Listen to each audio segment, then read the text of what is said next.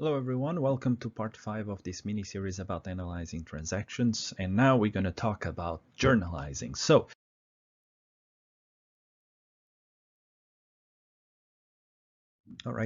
what are the steps for journalizing? The step number 1 is to add the date, and you add it on the date column, like I will show in the next couple of minutes. Step 2 is you write down your debit account, and then you add the amount on the debit column. Step 3 is you write the credit account a little bit indented, and you add the amount on the credit column. Step 4 is you add a description, all right? And step 5 is the posting reference, you actually leave it blank for now. I will come back to that later on.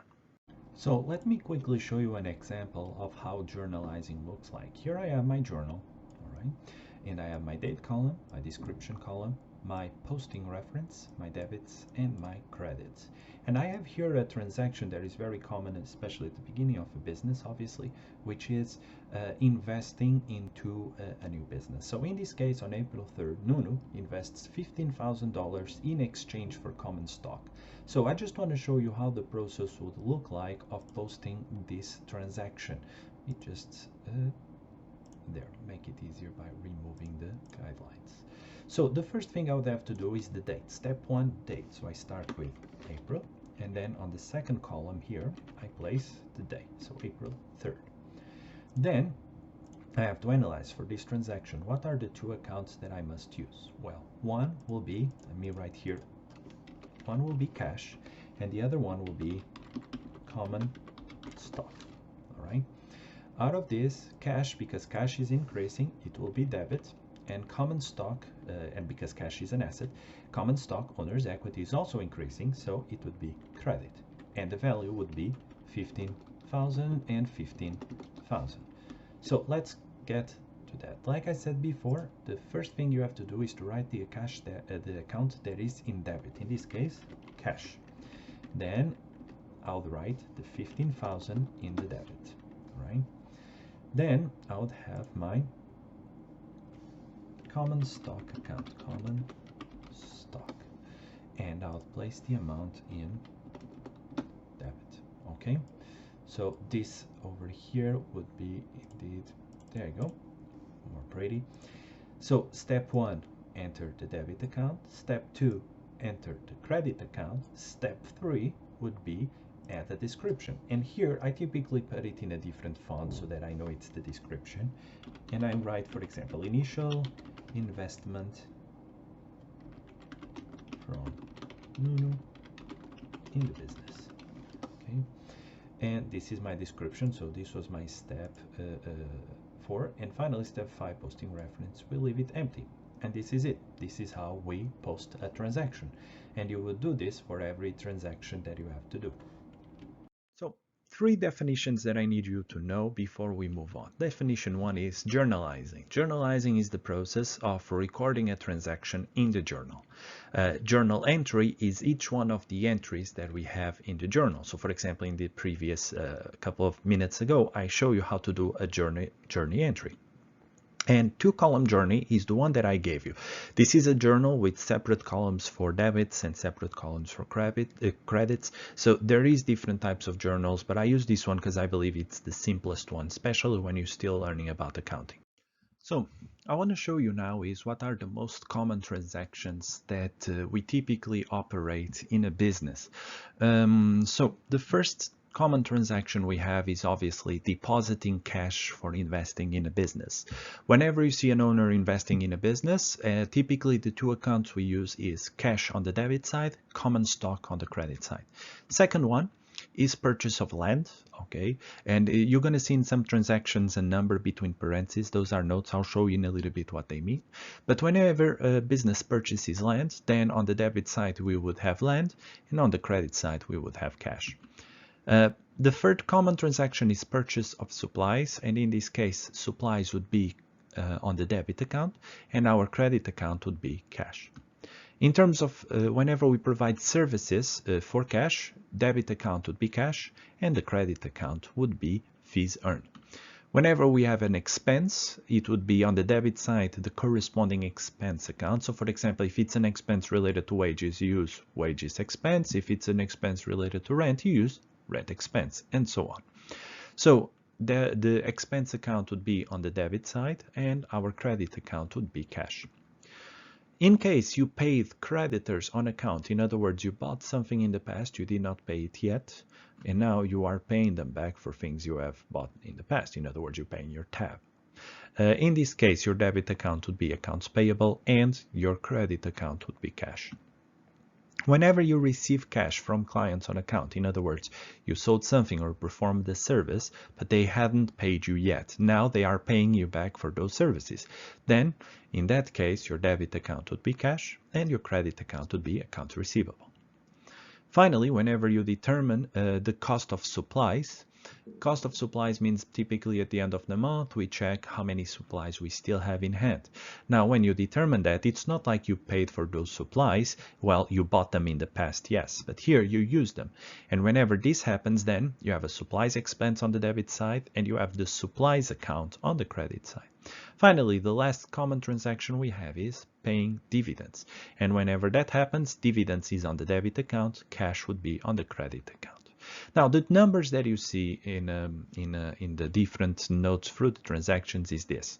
On note 1, it says that whenever you provide a service and you sell for cash, but if on the sales, if we don't get paid yet, in other words, we get paid on account, instead of cash, you just have to change that account for account receivable. And finally, on purchases that we don't pay yet, instead of cash, you just use the accounts payable. So from now on, I'm going to start doing an exercise and showing all these steps I've been talking about. For that, I'm going to need a sample business. And my sample company is going to be called Console Taco. So the owner of the company is Honest Dan, and the business is a taco consultant. And here's the logo. I have to say I'm quite proud of the logo. It looks really cool. So let's journalize some examples of transactions that Console Taco went through in the month of March. Okay, in order to help us, I copied here the table I provided you in the video before, okay, with the common transactions, and we're going to refer to it to make sure that we follow the correct accounts. So let's start with the first one. March 1st, Honest Dan deposits $20,000 in a bank account in the name of Console Taco in exchange for common stock. All right, step 1, let's start with the date. So March and 1st, there you go, step 1 is done. Now we have to determine what are the two accounts I'm going to need. So he's depositing money for the start a new business. Let's go to our table, deposit cash for invest in business, debit account cash, and credit account common stock. So let's go back, credit account, the debit account, sorry, the first one we use is cash, and the second one we would use is common stock. Don't forget to indent your credit accounts a little bit. Then we put the amounts. For cash, in this case, the amount would be the same for both of them, $20,000 and $20,000. So to summarize so far, step 1, date, step 2, the debit transaction, step 3, the credit transaction, and now our description. So, and you can actually just, to make it simpler, Honest Dan deposit. All right, you can, for example, just describe and copy basically the same thing we had there. Sorry about that, there you go. Or you can just say, for example, transaction A. All right, since we already know this is just an exercise, but typically the best thing would just be a small summary. So initial investment of Honest Dan. There you go. And our first transaction is done. All right, so let's now go to the second transaction, transaction B, March 5th. So I don't need to write March again since it's still in the month of March. I just have to write the 5th, the date. Console Taco paid $15,000 for the purchase of land as a future office site. All right, so let's go see what are the purchase of land. There it is, purchase of land, and I have to use land and cash. Now there's a note there, remember, it says, does it say on account or did I already pay for it? Let's go check again. So it says that I pay, therefore I will use cash. So in this case, land will be debit, credit would be cash. So let's go back. So I'm gonna place land, and this is step 2, and I bought it for how much? 15,000. And now on the credit side, I'll have cash, and credit side 15,000. Perfect. And now, oops, I forgot to change here to make it a little bit more pretty. And just correct, there you go. And then here, let's start with purchase of land. Perfect. So that our transaction 2 is now done. So let's now hide this one and move on to transaction 3. Now I'm just going to hide the first 2 transactions, okay, so that on the same screen we can still see everything. We just hide the first one then, since it's still enough. Transaction C, March 10. All right, March 10. I'm just going to place the date there. Consultaco purchase supplies on account. All right, let's see. Purchase of supplies. Purchase of supplies with cash. It says edit supplies and then cash. But because I bought it in account, all right, that means I did not use cash, but rather I'm going to use accounts payable. So let's go back. The first one is supplies. Okay, on the debit side, I will place the $2,000. And then I will place here my accounts payable, since I did not pay it yet, and again $2,000.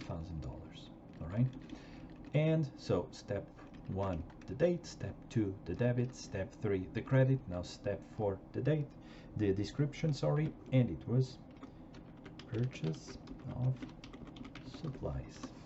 All right, now typically here obviously I'm just writing very general definitions, but what would happen is you would have to put, if you have access to the invoice number, you would have to put the invoice number and more details so that I can track it back. All right, so transaction C is done. I'm gonna hide now this one. All right, next one, transaction D, March 18. So March 18, step 1, Consultaco receives $2,000 from customers for service providing. Let's see. Services provided for cash, cash and fees earned. Did I get paid? Yes, I did, because it says I received cash. And therefore, I would have cash as my debit account. And it was, how much was it? 2,000. And then on my credit account, I would have fees earned. And my 2,000. All right.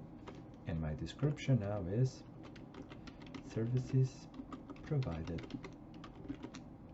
and paid. All right, and that is my transaction D, my fourth transaction. All right, are you doing it at the same time? Is everything going well? Okay, we're halfway done, just 4 more to go. Transaction E, March 30th. All right, so the next couple of transactions are transactions that typically occur more at the end of the month, but and therefore they're all gonna have the same day. It's okay that transactions have the same day. During one normal day, businesses go through dozens of transactions at the same time, so don't worry about that. Now in this case, it says that Consultaco incurred the following expenses: wages $2,000, rent $600, utilities $300, miscellaneous $200. Now every time we have an expense, it says here I have to use expense account, the proper expense account, and cash. But typically, remember when I said we have to use at least two or more accounts in each transaction. And this is one example where we're going to use more than one transaction. Now there's 2 options here. You could separate each one of them, and for each one of them do wages, for example, and then cash. So for example, every time you have an expense, remember on the debit side would be your expense account, on the credit would be your cash. So let's start with wages. My first option is to do wages. Oops, wages expense. All right, and again, where do I get the name from all the accounts? You get from the table, or you go to your chart of accounts. Okay, so wages expense, and in this case I'm gonna do, how much was the wages expense? $2,000. All right, and then I would have cash, and I paid this wages expense, and then I would go here. Okay, and I'll write paid wages for March. and then I would move on to the rent and so on. Now this would mean that I would have quite a long entry because I would have to do cash account 1, 2, 3, 4 times. Rather than that, what we typically do is we actually just list all our expenses. So let's start with wage expense, 2000. The next one was rent expense. So rent expense, 600. The next one is utilities expense. Utilities expense, and we would have 300. And the last one is miscellaneous expense, and in this case 200, right? And then I would have my cash on the credit side, and here I just add the total here. Now I'm not going to calculate, so I'm just going to add this, and the total cash that I spent was 3,100 for these expenses, right? 3,100. All right, and now I'll put here my description. All right, expenses for the month of March. Okay, and this is it for transaction E. So this is a perfect example of a transaction. Sometimes you can have transactions where you use more than one account, right? Next one, March 30th. Consul Taco paid creditors on account $1,000. All right. So in this case, I have paid creditors on account. Let's go back here. Paid creditors on account, accounts payable and cash. There you go. So I'm going to use accounts payable and the credit account cash. And in this case was 1,000. Right? Finally, then, right? Paid creditors on account. Now notice, don't forget that your total debits for each transaction have to be equal to your total credits. Okay. Now, for this one, this is all. We paid $1,000 to our supplier. Okay, we have less cash. There you go, and that's it. And now I'm gonna hide this one and hide this one so that. Okay. Ooh, gonna need a couple more lines here. Let me just add them. There you go. Next one, March 30th. Consul Taco purchased $2,000 of supplies on March 10th. Now, Honest Dan determined that the cost of supplies on hand at March 30th was $1,500. So, what does that mean? We bought $2,000 supplies. At the end of the month, we only have $1,500. That means we spent $500 of supplies that were used during this month. Now, what do I do in this case? Again, step 1 to date. Step 2, let's see. Cost of supplies, supplies expense, and supplies. So that means now I have to go my supplies expense. I'm going to place here my 500, and then I'm going to have here my supplies, and again 500. And as the description of this one, we typically write supplies consumed during March, for example. There you go. All right. And now we have our very last account, which is Consul Taco. All right, paid $1,000 of dividends. So once again, let me just hide this one that we don't need for now. There you go. And now I'm going to put here March 30th, once again, and paid dividends. All right, paid dividends. Where is paid dividends? Dividends and cash. All right, so I'm going to place here dividends and cash. I place here 1,000 and here 1,000. And finally,